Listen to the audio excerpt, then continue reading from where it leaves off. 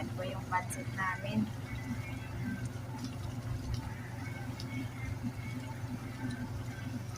Pasensya na, kulang lang po yung yung kulay, pero masarap po siya. Pancit po namin.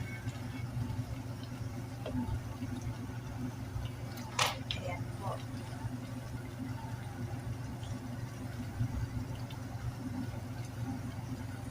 Dapat na po siyang maluto. Maya-maya pagkatapos lutuin, lalagyan po namin yan ng sesame oil para mabango at masarap po siya. Ayan na po siya, luto na po yung pancit po namin.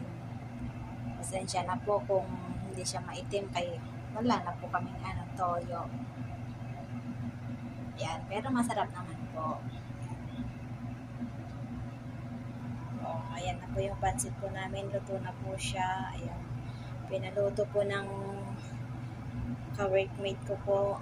Ayan, kaya may daw po sa kanila celebration, kaya po pinaluto po niya ako. Ayan lang po guys.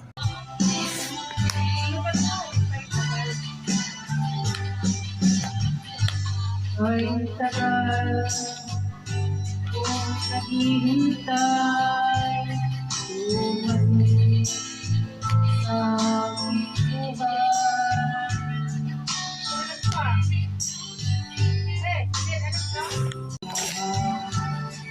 Ang mga pangako ay naglaho, saan ka mag-ibig mo, kayong tunay na. Sana